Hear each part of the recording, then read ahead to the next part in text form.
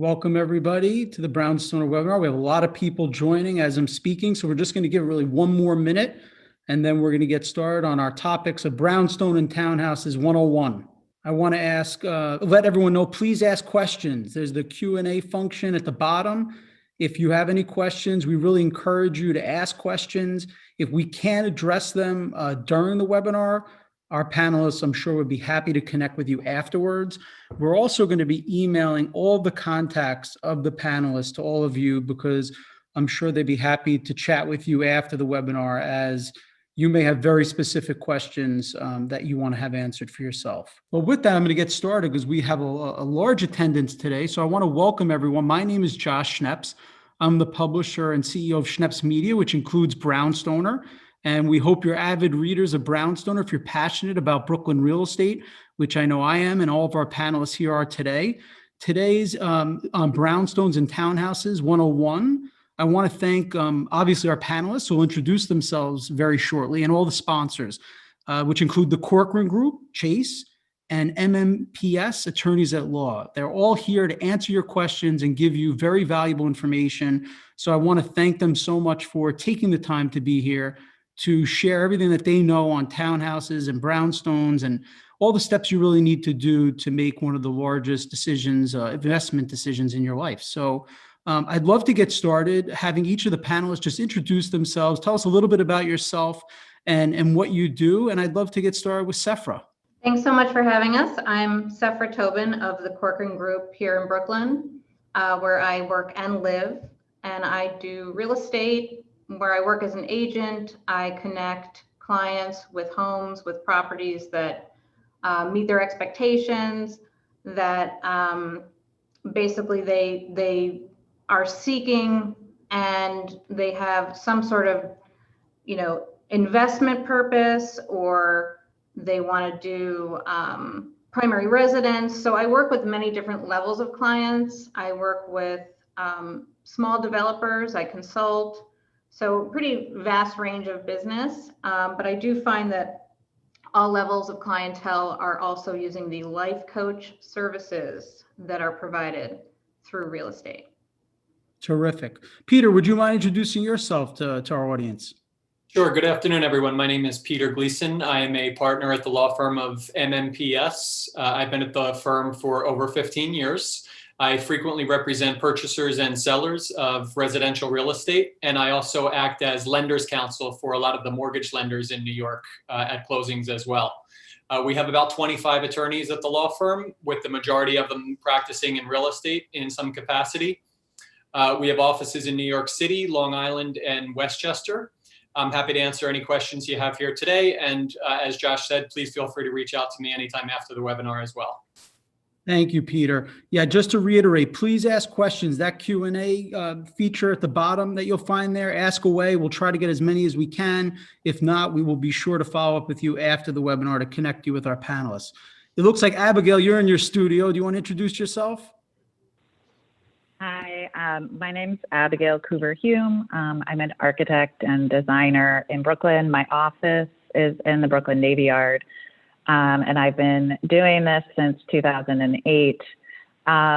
We are a full service architectural and design firm. We do everything from helping you look at properties to helping you figure out the furniture at the end of the project. I also own a townhouse in Brooklyn in Clinton Hill, so I've been through it myself. And I'm also a design professor at Pratt Institute. Oh, fantastic. Sam Allan, please introduce yourself. Good afternoon, everybody. My name is Sam Allan. I work at Chase. I'm actually in the Brooklyn area, right on Montague and Clinton. I'm in the big, beautiful Chase branch over there. I've been in the industry for almost about 20 years. Know every product I could possibly to help you with jumbo purchases, down payment assistance programs. We can chat about all that today. And last but not least, Stacia Grossman. Hi, everybody. I'm Stacia Grossman. I'm with the Corcoran Group in Brooklyn. I am a 20-year Park Slope resident. I now live in Gowanus, so I am certainly an expert on Brooklyn and the neighborhoods in and around Park Slope. I work out of the Park Slope office. I work with buyers and sellers and renters and landlords. and I have been pretty much all of those things as well. I'm looking forward to answering all your questions today and chatting with everyone. Well, thank you again to all of our panelists. We have what is a dream team here, and you need a team. Honestly, when you're making this massive investment, which we all know buying a townhouse or brownstone is, you need a great team. And we're glad to have everybody here. So let's jump into the questions. And again, please feel free to ask questions in the Q&A below, and we'll try to mix those in and get to as many of them as we can throughout. So Sephra, I'm going to start with you. A lot of buyers right now are looking to upgrade, whether it's from a rental, a co-op, or a condo to a townhouse in Brooklyn. So I think it would be great if you could give us a quick overview of some of the reasons people make the switch and what's different about living in and owning a house. Certainly. The pinnacle of real estate in New York City is owning a Brooklyn brownstone. There are many reasons to love living in New York. The tiny apartments that we all have are really not one of them. We want more space. We want to entertain. Maybe our families are growing. I collect mid-century modern couches. So, I want more space too, and I understand that. But there are challenges to apartment living that make people want to live in a house that they own. Things like, I want to do some renovation I saw on television. There's a trend coming out and I want to try it. But, if you live in a co-op and you go to that co-op board and they turn it down, you can't do that. So, perhaps you want to get a really large dog. I have a lot of clients that say they would like the option to someday get a large dog. And this will help determine, the course of action, what type of property we live in. We look for. So what we really do is we expect people to grow up and out of what they live in and into the next property. And usually it's a bigger property with more private home ownership. The thing is, we're also trying to build equity, and there's a balance. So with freedom of home ownership comes responsibility. So it is something you need to be more in tune to when you are the sole owner. If it's your trash, if it's your snow and your packages, then you are the person handling it. I say quite often that no matter how many times I call my husband the super, he hears your super. And so, I'm just yelling, please take out the trash, you're super.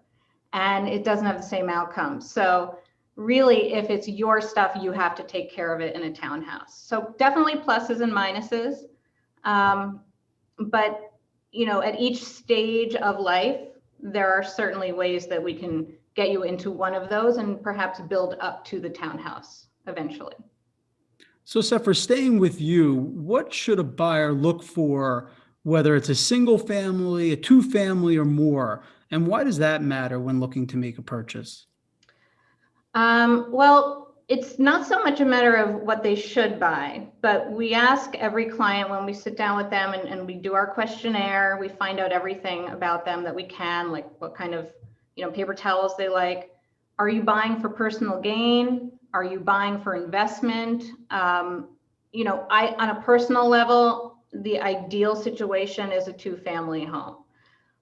You have the option of some passive income with a rental unit. Maybe mom can move into that rental unit on the garden level.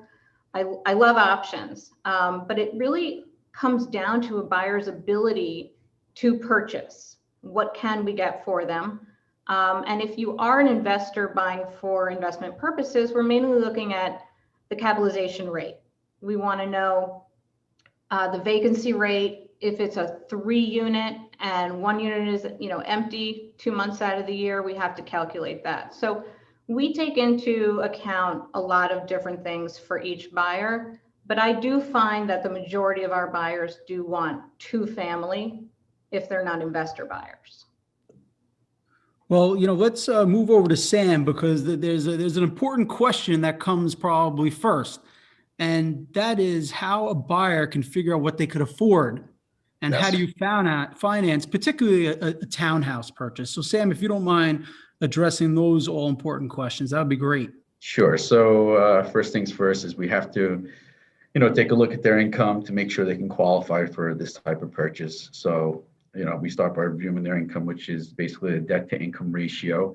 Banks have a certain threshold that we're allowed to lend to, and I could help them calculate that, on the meeting, no problem. And then also we review their assets to make sure it's liquid enough for a down payment, which is very important. We have other ways of assisting them if they want to use their retirement accounts or other type of assets for a down payment. All that stuff can be discussed as well. For example, if you're purchasing a townhome in Brooklyn, typically about $1 million, very expensive, you need about 20% down with lending guidelines right now. So any other things? Well, I think one of the things I want to also bring up is the all-important, pre-approval letter, because you watch those television shows where people walk into this house and it's amazing and they love it and they want to buy it and they find out it's 3 times their budget. And I feel like sometimes it's beautiful to see that, but it also could be a waste not only of your time but your broker's time. Right. So talk through. I think it's important for people to hear what should they really have in their hands when they go to start that buying process with their brokers. Well, you meaning, That's right. well, they definitely should get pre-approved. Typically, just for an example, for people listening and they want to figure it out on their own, banks like to lend on jumbo mortgages about 43% of their monthly income. So that's usually the threshold that will allow to lend to you. So if you want to go on some calculators or give me a call afterwards, we can go over it, but that's usually how we figure it out from there. Credit score, typically, 700 score and above is acceptable. Assets, we like to see a few months of reserves in the bank. Depending on everyone's profile, it changes. So that's terrific. Yeah. And I'm sure there's so many questions for each specific person. I know there's some coming in through here that are very specific, and we'll try to touch on those, but those are things that he could follow up with each of you as well after the webinar. Exactly. And the pre-approval process doesn't take that long. Sometimes people have this misconception that it can take a few days, but on the right day, I could get it done within a couple of hours. So let's bring in Peter, the attorney, the all-important attorney. So Peter, when purchasing a townhouse in Brooklyn, talk through what the attorney's role is and what are some of the reasons that it's important to work with a real estate attorney who has experience with the type and location of real estate that's being purchased. Sure. So generally speaking, I would say the primary functions of a buyer's attorney would be to negotiate the contract, obtain and review a title report, which basically returns searches on both the property and the parties, and ultimately prepare for and conduct the closing. Within that, I would say that the 2 most important roles of a buyer's attorney is protecting the buyer's down payment, since that's typically 10% of the purchase price and usually a large sum of money, and ensuring that the buyer gets clean title at closing. Those are probably the 2 most important functions, in my opinion. Having an attorney that specializes in real estate is extremely important. We have clients frequently that may have started with their quote unquote family attorney. And that might not be an attorney who specializes in real estate. So I think everybody on this call probably realizes what I'm talking about. And basically that can lead to issues if you're not using a real estate attorney, which usually are in the form of, either something getting missed along the way or just delays generally with the closing. Unlike other states outside New York, real estate contracts are negotiated and rewritten quite a bit. So you really want an attorney who's familiar with that process as well as the nomenclature. New York City also has a lot of nuances that a skilled real estate attorney is able to navigate, basically. So, we want the buyer to get what they bargained for, but also importantly, we want them not to inherit some title problem that their attorney missed and they only find out after closing, which is too late to discover such a thing. As far as contingencies within the contract, typically a buyer has, most people get mortgages. So the 2 big contingencies are typically mortgage contingency and clean title. So the buyer normally has 30 to 45 days after they sign the contract to get a mortgage commitment letter, which in turn waives the mortgage contingency and makes the deal firm, if you will. And then secondly, clean title. So the seller, of course, has to deliver clean title as a prerequisite to the buyer closing. So if they either get denied for the mortgage or the seller has such a large title problem that it can't be resolved, which is unusual, But in either of those two cases, the buyer would be able to cancel and get their down payment back. So I don't know about everyone here, but if I'm going to spend $1 million plus, I want a good attorney. That's important, a knowledgeable, good attorney. So thank you so much, Peter. Abigail, moving on to our architect. So from an architect's point of view, what do you recommend a buyer look for when selecting a house? Especially when it comes into those, fixer-uppers versus, a townhouse that's already been renovated. And what are your thoughts on moving condition versus that fixer-upper, and what can a homeowner expect to pay to update basic stuff like mechanicals or wet rooms? Yeah, so I mean, the big picture answer is that every building in Brooklyn is very different. So it's hard to answer these questions globally, but I think that's like a really good reason to get a lot of the people on this call involved early, even, when you're just looking at properties, because you can get a lot of those things answered up front.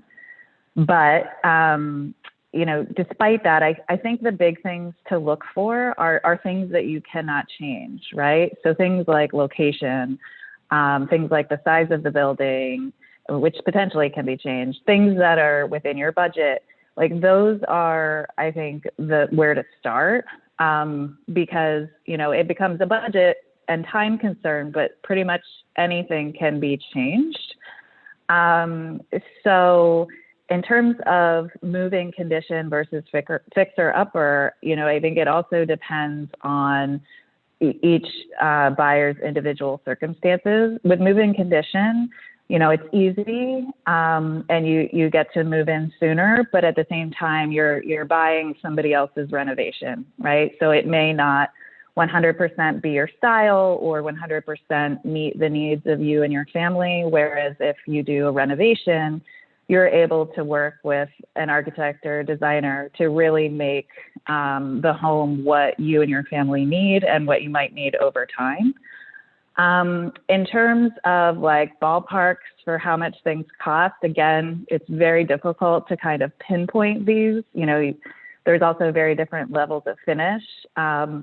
We've done things very, very affordably. There's like really creative things that you can do with standard and affordable materials to make them beautiful. But a general rule of thumb for kind of your typical things, like, bathrooms usually range from 15 to 20,000 if you're gutting them. And then, things like mechanical systems, you're looking for a full 4-story townhouse, you're probably looking in the neighborhood of $40,000 to $50,000 to add a nice concealed split AC system. But there are other options at all price points. So figuring those out and weighing the pros and cons are really the best way to go.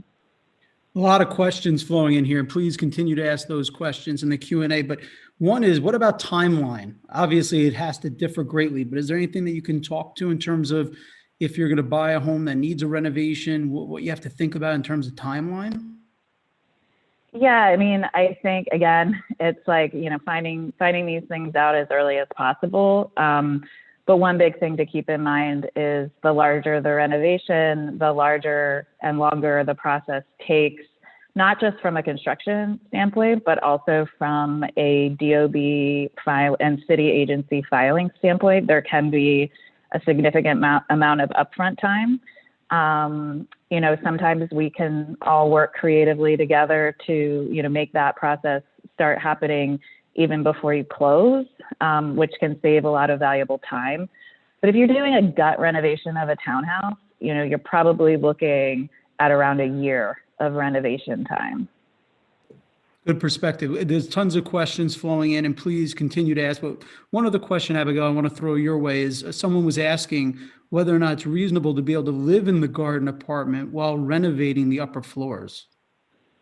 Yeah, I saw that one come in. I've worked with clients who have done it. It's definitely possible. One thing to consider is that some contractors will not do it because having the homeowner there, it adds liability, it can add time, it can complicate things like plumbing shutdowns. But many contractors will accommodate it and understand that that's a need. It's an inconvenience, and you're going to have dust in your apartment. You're going to have loud noise. You know, right now with everybody working from home, I think it's very difficult. You know, if you're able to be out most of the day, there's ways to make it work. So not recommended, but it's something that we can make happen. Well, we all know we're living in a new world, that's for sure. And I have a lot of questions here, so I'm going to move over to a couple of questions for Stacia and Sephra, if you don't mind. I'll address these two questions for you. So a reader asked for your perspective on the impact of the pandemic on the townhouse market in Brooklyn and beyond. So what has happened with prices? Have they come down? Will they drop in the near future? And a second related question, what neighborhoods currently offer the best value in Brooklyn? Okay, so, you know, everybody wants to hear prices are going to come down. I'm not going to say that.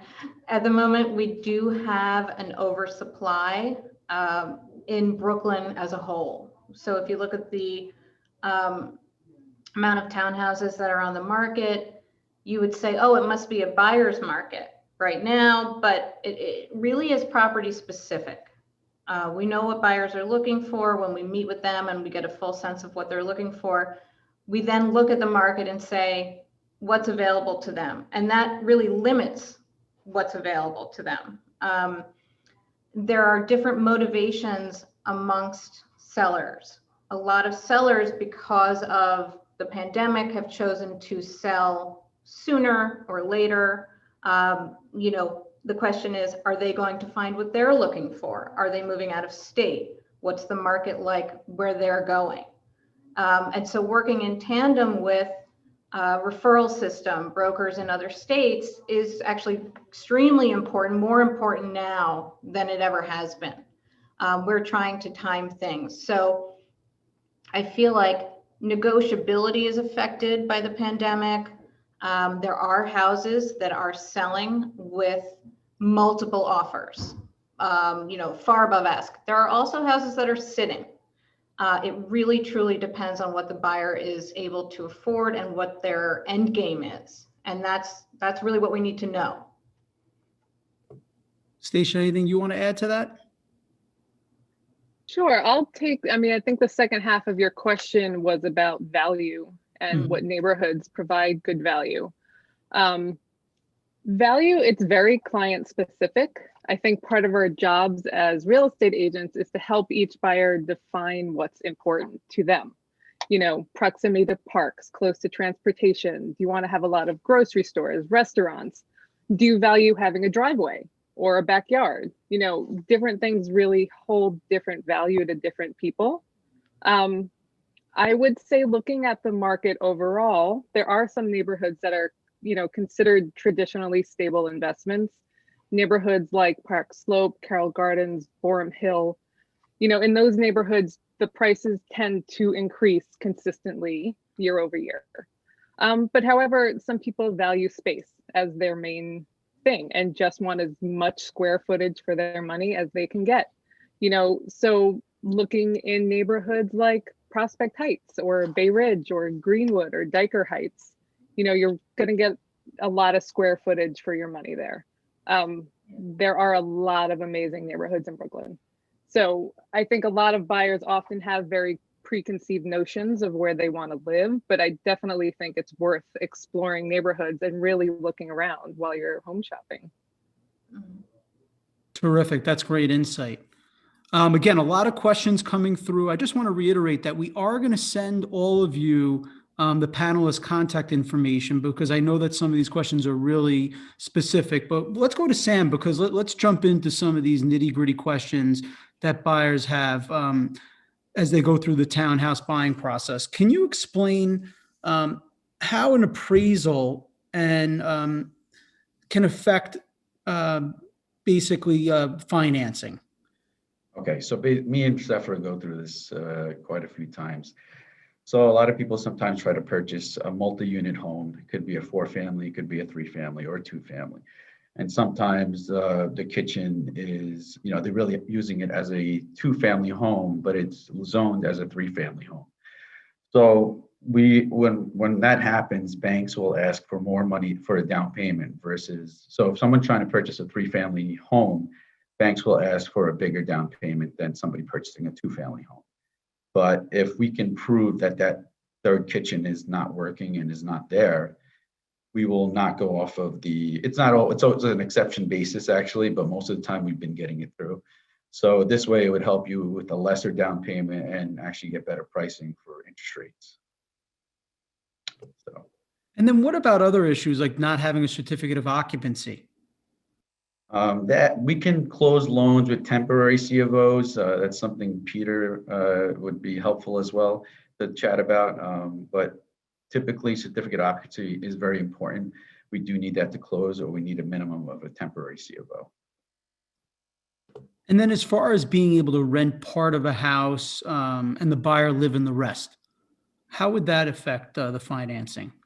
That's not allowed when it comes to Chase guidelines. That would be called border income. It has to be a multi-unit in order for you to get rental income for the home. Interesting. So it's a lot of very specific questions. Are there other issues that come up that are common that you deal with that you could address for our listeners? I would say the multi-unit one is probably the biggest one in the Brooklyn area. So that's probably the biggest issue. Sometimes appliances aren't working. You always have to have all the appliances working when you close. It's pretty important. Bank will not lend on a home that doesn't have a fully functioning kitchen or anything for that matter in the home. So that's pretty much mainly the issues for an appraisal that you'd be concerned about. So I guess it's Can't have holes in the walls or anything like that. It has to be livable. Peter, going over to legal issues. So if you're looking to rent, part of a townhouse that's owner occupied, what do people have to know? Sure. So, vetting potential tenants is really the key here, I think. You never want to find yourself in landlord-tenant court in New York City, especially as a landlord. Most transactional real estate attorneys like myself actually refer out those matters because it's a very specific litigation practice. But for a lot of reasons, just the vetting part can't be overstated. A recent example was a client of mine who purchased a 2-family house. And as we often come across, he had a basement apartment in there that did not have a certificate of occupancy. He also had a new tenant that he got after closing on the first floor. So the basement tenant was his family member, so he wasn't terribly concerned about the fact that there was no certificate.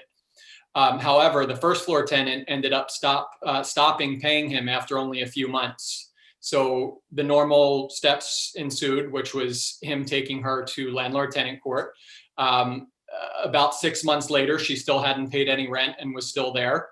And ultimately, she used the defense that the basement unit was not permitted and there was someone renting down there as a defense to her own non-payment of rent, and effectively got out of paying 8 months of rent before she ended up leaving. So that's just, one cautionary tale about why it is very important to, vet the tenants as much as possible, as, when it comes to a multifamily home, especially if you'll be there as well as the buyer. Buyer clients of mine often face the decision of whether to accept a property with an existing tenant. Sometimes they have to, because I saw a question earlier. Sometimes there's already a lease in place that the seller had, and maybe there's 8 months left on that lease. So really the only way to close, unless the tenant agrees to cancel the lease, would be for the buyer to take it over. So in those cases, I usually ask for as much, vetting materials, basically, which is to say, a copy of the lease and at a minimum, proof that the tenant's been paying timely for the last 6 to 12 months so that the buyer knows what they're getting into. And if they don't want to take the tenants, then, generally the seller will start the process of removing the tenants as soon as the contract is signed. But I always like to warn clients that that doesn't always mean that they're going to be out by closing. And the reason is simply that these are people who are not party to our contract and may have rights to squat at that property. So it maybe not rights to squat, but nevertheless may squat and will not be able to be removed for some time. So I always, even though it normally works out okay, I typically tell people to, they might need to be patient at the end, because if the tenant isn't leaving, there's not a lot we can do from our side as buyer's attorney. What about with the current status of COVID and there's this whole eviction moratorium? What do potential buyers have to be aware of when it comes to that? Sure. So, again, I know there's the moratorium that's been in place for quite some time, and I don't see it, anytime, very soon going away. So again, it just goes back to the point of vetting and, really don't expect to be able to evict anyone, even if you have to, for quite some time, from here, I would say. So it's something that everyone really should be careful of if you're really counting on that rent to afford what you're looking to buy. Exactly. Going over Abigail, are there any particular renovations that you'd recommend new townhouse owners consider before they in fact move in? Well, I guess circling back to that earlier question, I would say as much as possible. But I think it's really the big things, like structural repairs, any, service upgrades like plumbing or electrical, things like that. Like, the aesthetics can potentially wait. It's the bones and, all of the kind of infrastructural parts of the building that are the most important. We had a question come through here about renovations and which ones require an architect, which ones don't, which ones require going through the Department of Buildings, which ones don't. So anything you could touch on in terms of that? Sure. The easy way to think about it is that essentially if you're modifying plumbing or egress, an architect is required by New York City. So egress means moving any door or wall. Plumbing means moving any plumbing or gas. So that's kind of the rule of thumb. But the other thing to think about is, how much you want to be involved in your renovation. I also saw some questions come through like, when to use an architect versus, deal directly with the general contractor. You can save some costs certainly by doing it yourself, but then you're doing it yourself and you're taking on, all of that burden, as opposed to having somebody kind of, the architect's job is to coordinate the entire thing, the contractor, the client, the DOB, like all of the, the players involved in the construction and renovation process. So, it can really take a lot of time and stress off the owner. But I've certainly seen owners do it and do it well.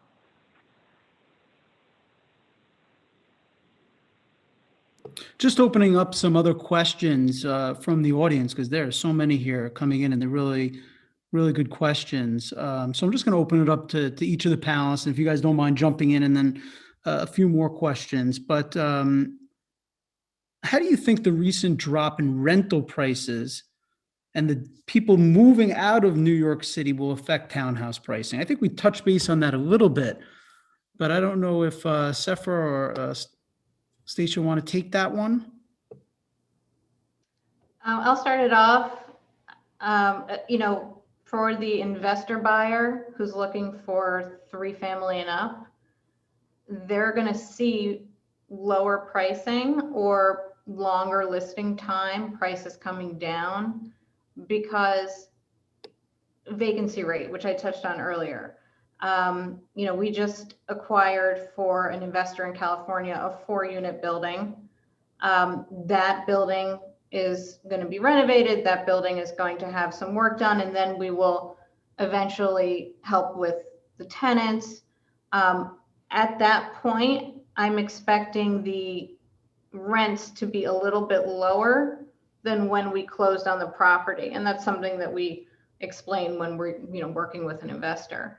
But I think it's the multifamily. Again, it's what the buyer wants, seller motivation.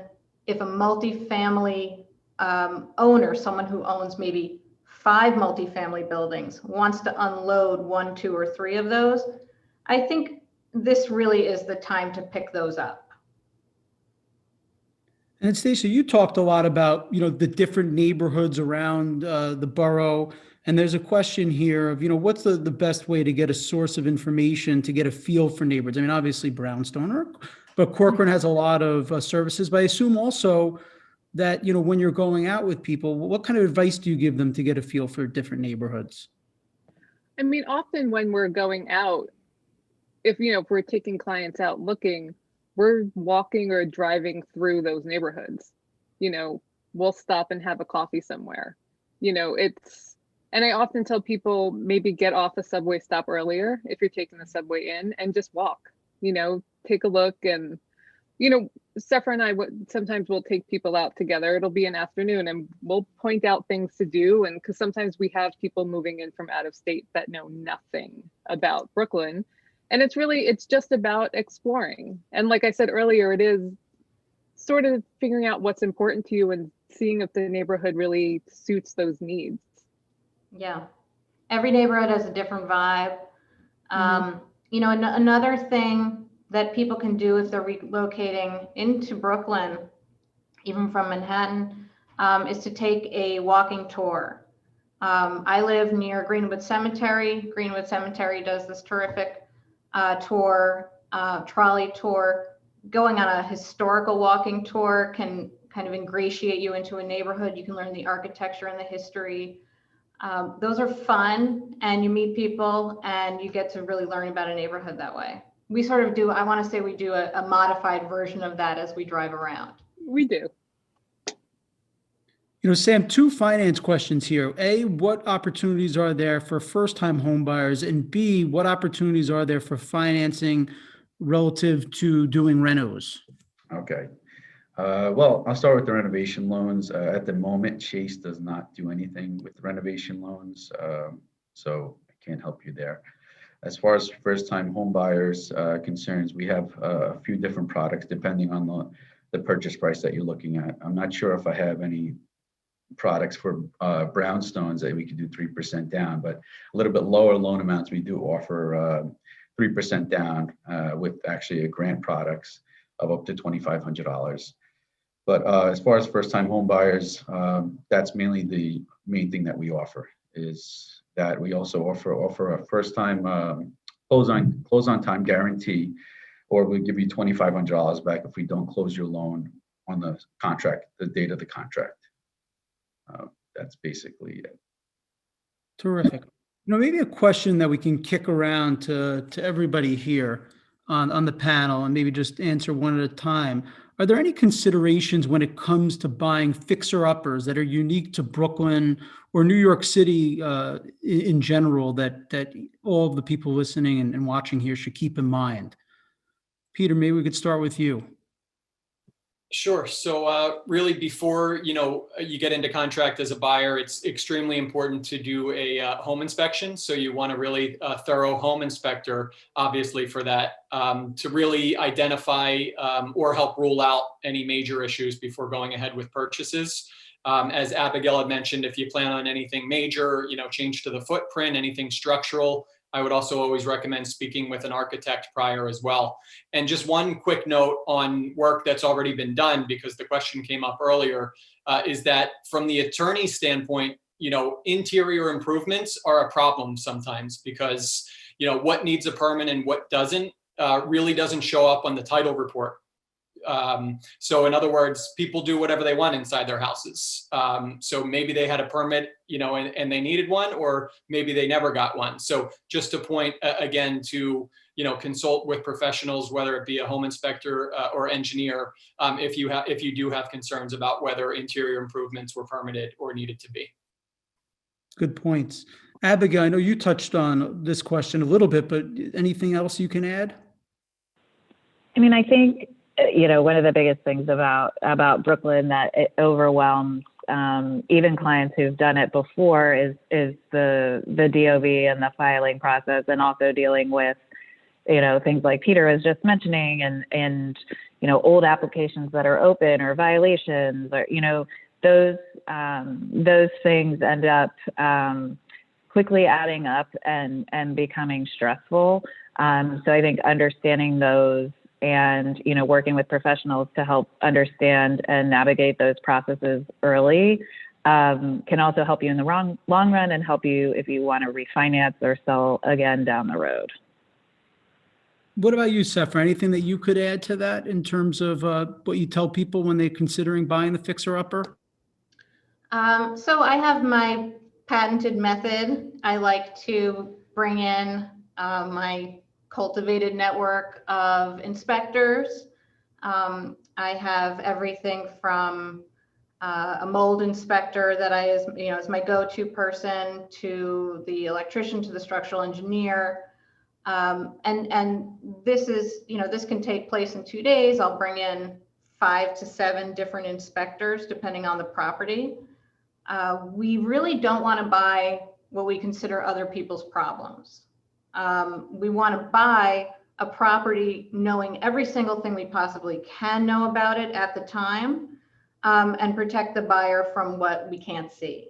So once we do all those inspections, we'll have a sense of what we're getting into, what it's going to really cost. And if a buyer approaches me and says, I'm looking for a fixer-upper, or I'm open to a fixer-upper, I'll bring in the architecture team, and then I'll bring in the lending team, of course, the legal team. There are all these different experts that we work with. And I think the key to finding your path in real estate and how you'll enter into the market, or especially the townhouse market, is a team, really, a team of experts that will help you, that you're confident in, and will take you through the process all the way to moving from your co-op into your townhouse and coordinating that move, even down to the closing day, where we have one right now where we are trying to do that right now. So that's the most important thing. It's not so much what a buyer has to look for, it's having all the experts working for them. Sam, anything that you want to add from a financing perspective in regards to the fixer-upper when people are thinking about making that decision? Well, again, Chase doesn't really have any renovation products, unfortunately, at the moment. But I would just say we have structured ways to help clients to figure out how they would leave a certain amount of money post-closing to make sure they could do those renovations. Me and Sephra had multiple clients where we were able to help them figure out a way to get their construction done without going through the construction route and still getting a conventional mortgage and making everything work. Is it something, though, that the bank takes into consideration when someone's looking to finance a home, meaning that there's work that's needed in a home? So I assume that people are going to need that much more money. Does the bank take that into consideration, or is it really as is, the bank looking at it when people are buying a home that needs to be fixed? It's really just as is. Yeah, there's no other way around that at the moment. That's how they look at it, cut and dry with Chase. I just wanted to throw in there, so when people are looking for homes, everybody's searching the internet, they're on Brownstoner looking for homes. There might be a home that says, bring your architect. And I saw that question, and Abby addressed some of that question. Bring your architect or bring your contractor or create your own vision is a real estate way of saying, this home's going to need some work. This home is dated, or this home is, needing some help in some way or another. And we want you to know that without saying this is not for you. So it doesn't necessarily mean you have to bring those people with you, but it means you should be somewhat prepared. Get your seatbelt for what on. you're about to see. Buckle up. What's that? I said buckle up, it usually means. Yeah, and certainly varying degrees. Now, that doesn't mean you have to pay with cash. There are some homes that are contractor special and you have to pay with cash, and lending won't be allowed. But we find that out before we bring you to that house. So Sephra and Stacia, also just another question here that I want to direct to you guys. One is on just the difference in taxes, what people could potentially expect in terms of taxes on townhomes, particularly in Brooklyn. And then, what other expenses should really people think about annually? For example, gardening, shoveling snow, putting out the garbage pickup, et cetera. Well, you have your pro section on Brownstoner. So that's a great place to find resources and get estimates. I know that, if I need a landscaper, I'm going to go there and look for one. Obviously, Stacia and I have our own professional services people, from someone who's, an unlicensed handy person who can paint your railing, or we've got licensed people who can handle a co-op renovation, gut renovation. So I think house specific, buyer specific, but generally the thing with home ownership is when I'm living in a condo, I'm paying maintenance, real estate tax. If you have a tax abatement, that's certainly something to think about. Co-ops, you've got maintenance and of course real estate tax. But in a townhouse, it can be the same. It can be certainly double or triple that, but it depends on the assessed value of the home. That would be something I can explain. Of course, I think Peter can probably explain that even better than I can. But there are houses for sale right now. I have a 2-family house, townhouse that is extremely, is $4,000 a year in real estate tax. That's, I mean, that's in New York, that's free. That's a latte. So, you know, we want to compare, you know, if this townhouse down the block is $14,000 a year in real estate tax, why is that? Well, it was most recently assessed and probably got renovated and renovated on the outside also. But again, we can answer those questions, house specific and buyer specific anytime. You know, I know we're kind of hitting our time limit here, but there's just so many great questions. And again, I want to let our audience know, continue to ask away. We will connect our panelists with you after this so you can get all of your questions answered. I'm sure they're eager to help each of you. But, you know, an interesting question, because Brooklyn is really known for some beautiful historic and landmarked homes. Is there anything that you can share, maybe, you know, starting with Sephra and Stacia and any of the other panelists, that people should know or think about when it comes to some of these landmarked homes or historic homes for that matter? Something that Stacia and I point out when we drive clients around is if we are wanting to know which homes are landmarked or which neighborhoods are historic, you want to look for a brown and white street sign. So as we're, you know, we'll say, oh, look at this street. This is historic. I bet these homes are landmarked. They have some historic value.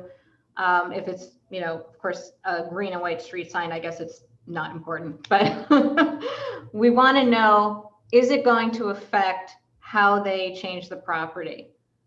We did a condo conversion on 8th Avenue. The front and back both had to be approved by the Landmark Preservation Commission because the back could be seen from certain angles of other properties on the street. And I'm a big advocate of them. And I think that it's important to keep properties looking the way they do. And, you know, we value these neighborhoods. They have character and we want to learn from the historic architecture. So getting all the information up front is great. We try to do that as much as possible. Any of our other panelists want to, you know, just inform our viewers of anything else they really need to know of when it comes to those landmarked or historic homes? I don't know, Abigail from Yeah, I mean, I was just gonna, similar to what Sephra said, I mean, a lot of people do get scared. You know, it doesn't mean that you can't renovate. It just means that there's another layer to the process. So it's just, again, getting some experts in to help you navigate that. And that's something that we do. And we do, you know, the landmarks hearings and renderings and the view cones and all of that stuff. So, you know, it's really just having people to help you navigate the process. Well, I just want to thank each one of our panelists. You guys provide some great information. And again, we will provide all of their contact information. I'm sure they each would want to answer your questions and hear from you. That's what they're here for. So I do want to thank our panelists and our sponsors, obviously the Corcoran Group. Thank you. Chase, thank you. And MMPS Attorneys at Law. Thank you so much for being a part of the Brownstones and Townhouse 101. Thank you so for much. having us. Thank you. Thank you. Great day, everybody. Be safe and be well, everyone. Thanks so much. You too.